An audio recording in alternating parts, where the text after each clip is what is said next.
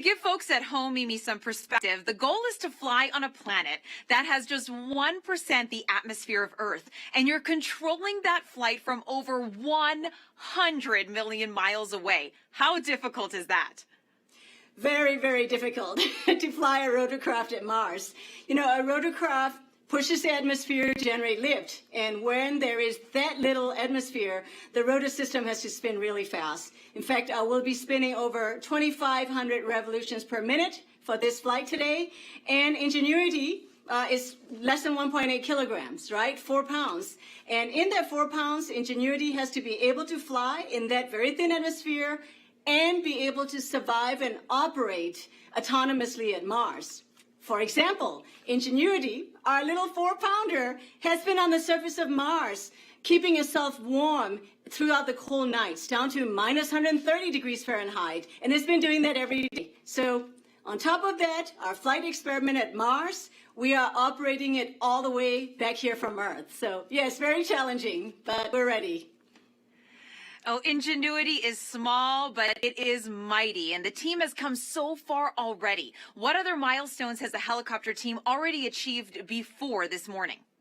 Ingenuity has passed all of its milestones leading up to the first flight. So performed perfectly during cruise, survived the drop, and has been charging itself with the rotor system all checked out to full speed. Ingenuity is ready to go. And at the high level for the Mars Helicopter Technology Project, we have 3 goals that are in line with NASA's agency level objectives. The first is to demonstrate here on Earth that it is possible to fly a controlled power flight in the thin atmosphere of Mars. We've done that. The second objective is to perform that actual flight at Mars. Well, we're about to get data back very soon here on that first flight. And the third is to return data to inform engineers what information data back since we've dropped on the surface. Ready to go. What's success going to... Transitions the helicopter to the flight mode will be all right, but if it doesn't transition, then we will be attempting the flight again tomorrow. If we don't get to flight mode tonight, then we'll go on. If we go successfully to the flight mode, there are 4 scenarios. Full success in flight. Second scenario could be partial success in flight. The third, not having sufficient information, in which case we'll need more time to determine what happened. The fourth could be failure. So whatever... The board is high. We will all be rooting for your operations lead. Thanks for joining us, Tim. Thanks, Marina. Glad to be here. Now, how does the data even get here from the helicopter to the team? Well, as they say, sometimes it's complicated, right? So the helicopter does not have a radio that can talk directly to Earth, so we need the help of the rover. As a matter of fact, the rover has an instrument on board, which is also built by the helicopter team, called the Helicopter Base Station. The Helicopter Base Station has a radio which talks to the helicopter. So as you have heard earlier today, the helicopter flew. As it was flying and after it landed, it to an orbiter. That would be, at that point, the Deep Space Network itself turns around, sends it to JPL and into the ground data systems. At that point, when it sounds like it has to be well choreographed, Tim. How do you plan the first flight? It's a remote autonomous... As we have all along, it's been a challenge. We practiced all of these things over the course of the last... We were able to start our survey for right field, and we found it, fortunately, right near where we landed. And so working with other instruments on the rover, like META with the weather instrument and Z-Cam, which is this beautiful camera to take pictures, we planned our flight. The flight will be about 40 seconds long. We'll lift off, we'll pivot towards the rover, and then we'll land. It's going to be a very basic flight. We will get all our data back and look at it, but we had to practice all those things. The team is ready to go. And Tim, what specifically will the helicopter team be? Powerful processor. It's tiny process, even on the rover. And so we get all this data, as I mentioned, that gets sent to the rover, and then the rover sends it to us. So as our downlink, Michael Starch, sees that data arrive in the data center, he will decode it and look for it. He will grip our chief pilot, and he will look at the portion of the data to verify that the progression went as planned. Then he'll turn to the actual data and look at a plot of the altimeter, which is one of the instruments used in navigation. We should see the plot of the altimeter go up to the flight height and then come back down again. And that will be a positive confirmation that we got it. And finally, from the helicopter side, we are snapping a series of black and white downward facing to be able to look at them on the screen. So Hobart will display those as well. And then finally, if all goes well, there should be, at the same time our data is coming down, there should be data coming down from the Z-Cam instrument that I mentioned, the Mastcam Z, a really powerful camera system that's going to try and capture us in flight. So if they were able to capture that moment of flight, then they will be able to display those images on their screen and be able to see a quick view of how the helicopter flew. That's how it's going to go.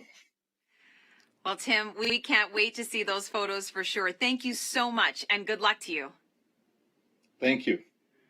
We will get back to the action in the room in just a moment. Now joining us is Associate Administrator of NASA's Science Mission Directorate, Thomas Zurbuchen, who is here at JPL for the helicopter's first test flight. Welcome, Thomas. I'm so glad to be here, Marina. Hi. Hi. Now, how important is tonight to space exploration? Oh, technology demonstrations are really important for all of us. You know, it's really taking a tool that we haven't been able to use and put it in the box of tools that is available for all of our missions going forward. Why is it important to have that aerial dimension to space exploration? There's many applications that require that. Imagine, for example, going into areas of, and exploring them that we cannot use a rover for. There's some of these creative goals that are so exciting. Scientists have been writing papers about it. It's also important to have the aerial dimension in the context of human exploration of Mars, of which we're dreaming even now. And that aerial dimension being kind of able to scout ahead is just absolutely critical. Well, thank you so much for joining us, Dr. Z. Hey, thanks. Let's check back in now with Taryn Bailey to see how things are shaping up with the team's next steps. Hey, Taryn. Hey, Marina. We're moments away from receiving that all-important data, and the anticipation is definitely building in the room. Everyone's very focused, just waiting on pins and needles, eagerly waiting for the data to arrive, and we're just preparing ourselves for what comes on. And, this was such a big challenge for us to embark on a team. And we are such a small and close-knit team. So it's really great to be back in the room with all of and he's been the vision behind this. So from the very beginning. So we have such great leadership on this team, and very excited to be here. And we're going to be hearing from a lot of people, Taryn. So can you let us know who we're going to be hearing from as we progress through the morning? Yes, so first hear from our downlink lead, Michael Starch, and he's going to be the person that first lays eyes on the data.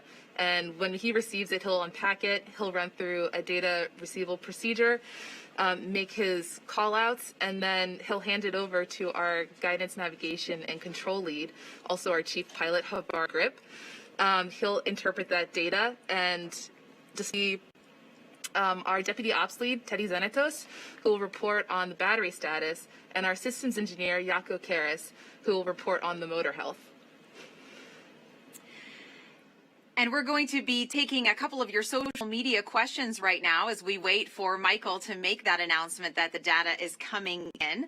So, Taryn, a man named Flo on Instagram asks, why did we send a helicopter to Mars in the first place? Great question. Why not? Just kidding. Sending an aerial vehicle at this stage especially, we have sent 5 rovers to Mars, and now we have an aerial dimension, which Dr. Zurbuchen pointed out that it's really important because it elevates the next stage of space exploration. And we can do more science with it. It can be a coordinated effort for future missions. It also opens the doorway for human exploration, and the helicopter can go into areas where the rover can't. So there are a lot of caves, and the rover has to overcome a lot of obstacles on the ground that the helicopter can ideally move around. And that's why it's such a great option for putting an aerial vehicle on another planet. And as Tim mentioned, it has to be well choreographed, this flight. So every flight we're going to build, and so that's why this first flight is really a 3-meter hover above the Martian surface, touch back down to signal success, and then we can advance from there. And getting back to what everyone's going to be looking at, I mentioned that Hobart is going to be looking at a plot. What exactly is that going to look like? Is it easy to see if the flight actually took place? Yeah, so his altimeter plot will indicate a peak, And we'll start off with a flat line, indicating that we were grounded. Then we'll spin up and it'll have a steep incline to show that we've risen.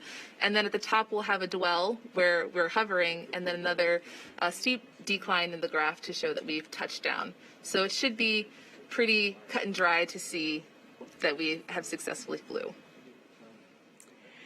And this morning, of course, as you mentioned, the helicopter flew a few hours ago, and we're waiting to see if it did happen. But you did a whole lot of testing here on Earth before you sent Ingenuity up there. Tell me what it was like to test the helicopter and simulate that Mars environment.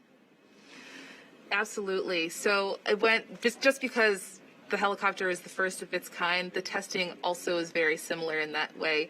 We had to simulate a Mars-like atmosphere by using very large thermal vacuum chambers to allow us to control the temperature and pressure so we can simulate a Mars-like atmospheric density. Then we also created a gravity offload system that compensates for the difference in gravity between Earth and Mars. In addition to that, we validated a lot of our requirements with engineering models. So these are developmental models that we made, and they went through extensive environmental and aerodynamic testing. And so they were the precursors to our flight vehicle, which is, of course, currently on Mars. And as Mimi mentioned before, it had to be super light and super fast. Why is that? Flying on Mars is very difficult. You guys have heard it before. It's less than 1% of Earth's atmosphere, and that means that we have to have something really lightweight for us to overcome that mass to generate enough lift. And, you know, kudos and thank you very much to our friends over at Air Environment who designed a composite material for that very reason. And it spans the distance. The wingspan of this helicopter is 4 feet tip to tip. So that's 1.2 meters. That's super large for something that's essentially carrying the size of a tissue box, just to give you a frame of reference. So we're flying at RPM. I just want everyone to sit with that for a minute, because here on Earth, helicopters go 400 to 500 RPM. So that is so much faster, Taryn. It's incredibly fast, incredibly fast. Every detail on this vehicle is made and designed for it to be the most efficient. We are beginning to see data products.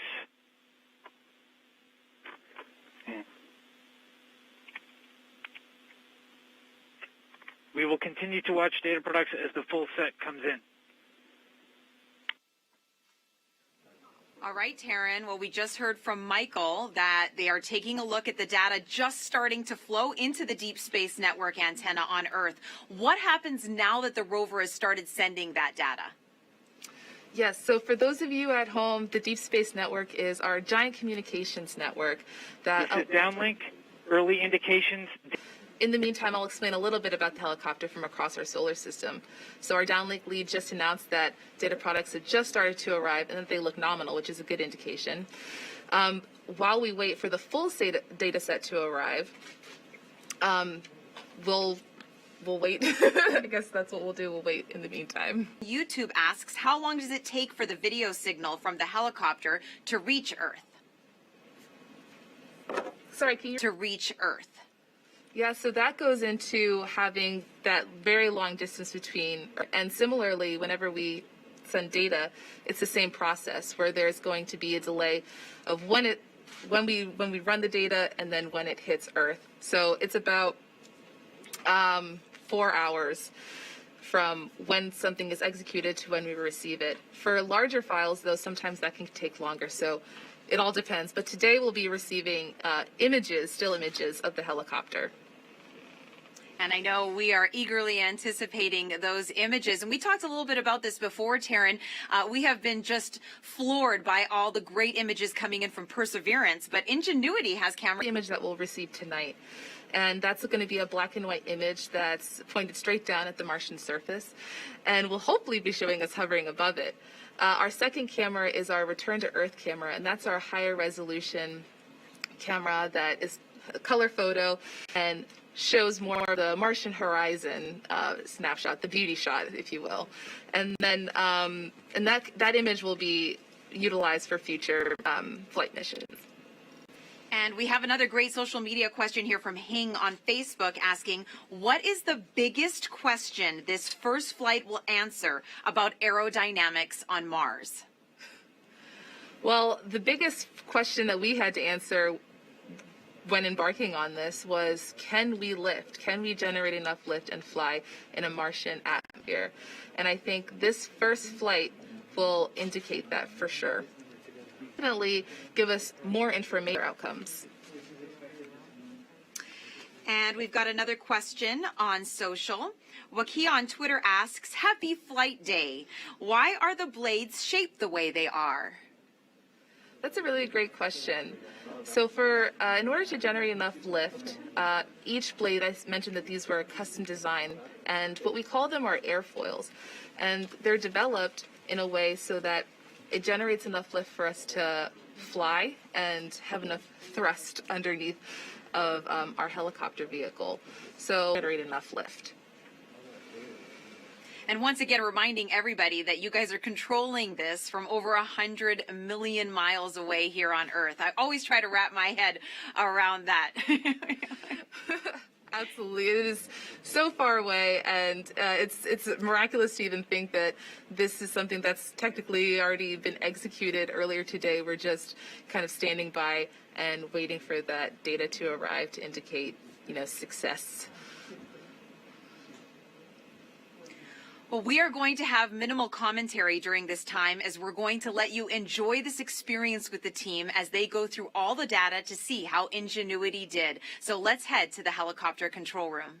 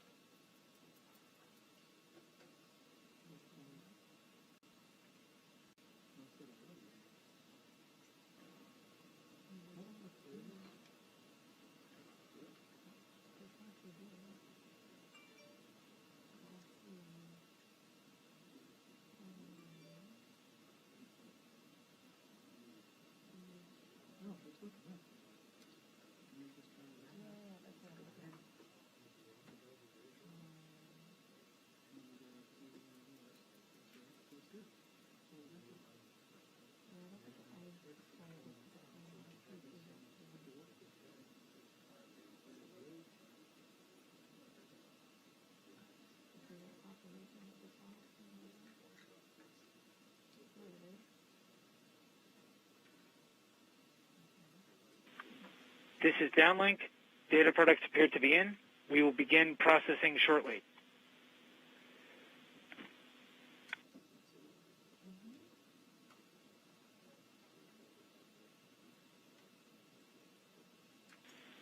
This is downlink. We are beginning to fetch data from Mars 2020.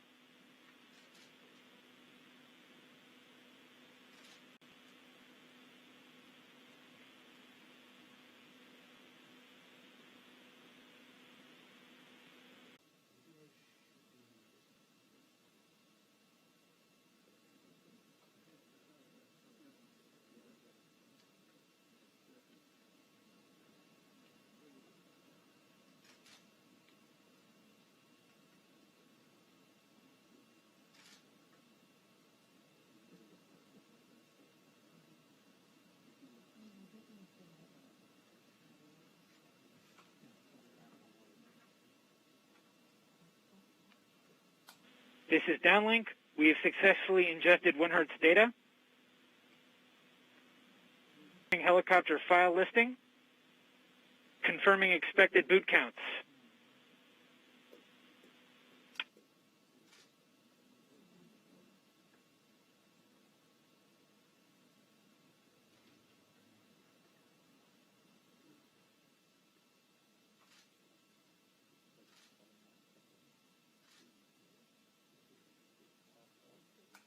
This is downlink.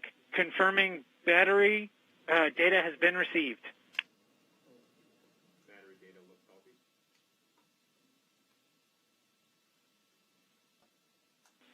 Confirming thermal report generation. Confirming analog report generation.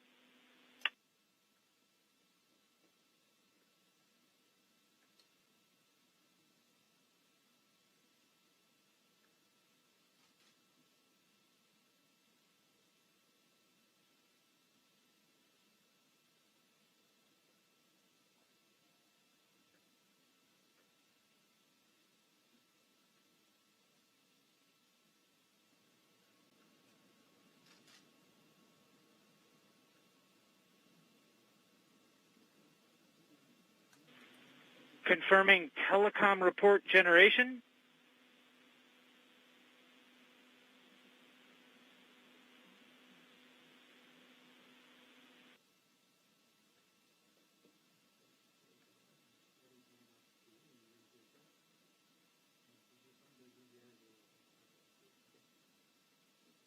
This is downlink handing off to flight control for telemetry analysis.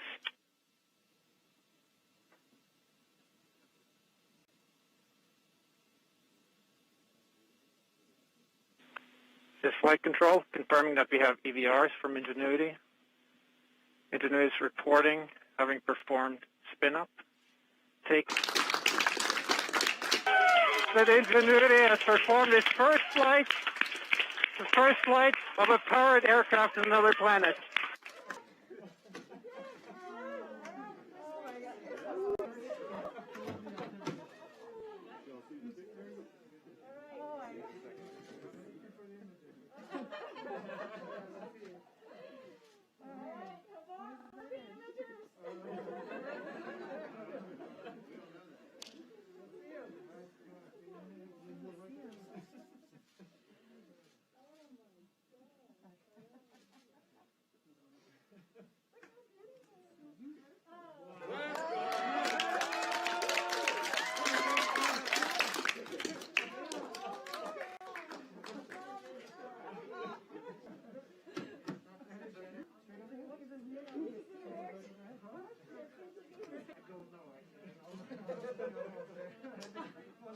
The Martian surface. Taryn, go ahead and repeat that.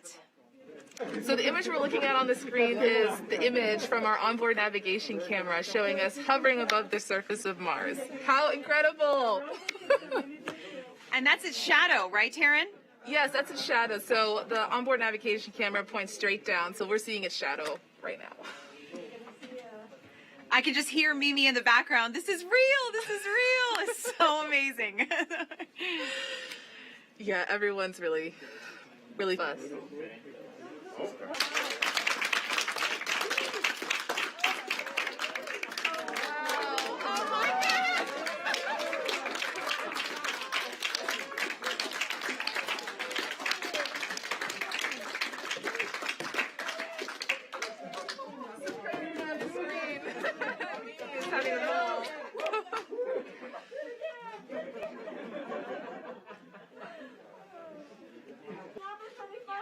Saw that, Taryn. So yes, explain what we just saw with the Perseverance image. So the Perseverance image is showing us grounded at first. It's actually a video, which is great. It's grounded at first, and then everyone is super excited. So I would say it's a success. I would say. Well, I got to therapy for you. I have a much short.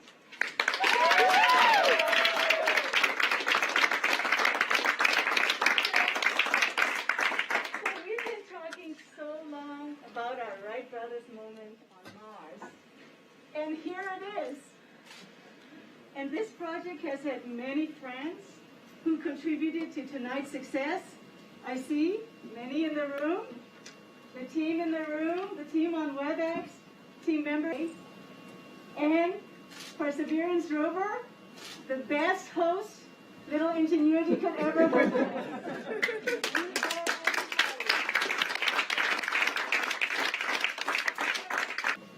After their first successful flight, the Wright brothers, but I imagine the two brothers hug each other.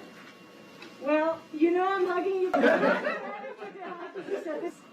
And we together now have our Wright brothers moment. So, you know, history does tell us that soon after that first flight, Wilbur and Orville did go right back to work.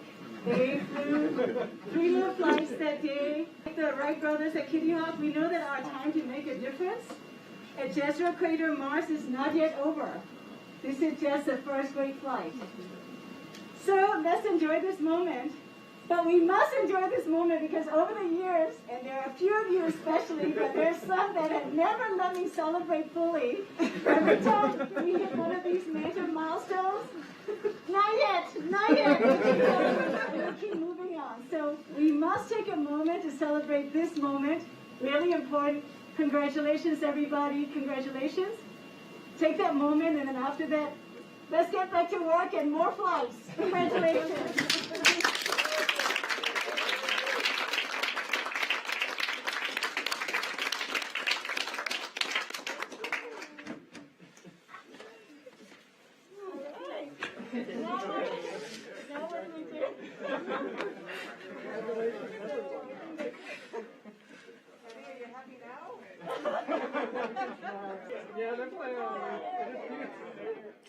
Congratulations to the Ingenuity helicopter team on making history this morning. To get the latest updates on Ingenuity, follow on @NASAJPL on Facebook and Twitter. This month of Ingenuity continues. Join us for a news briefing later this morning at 11 a.m. Pacific. Go Ingenuity!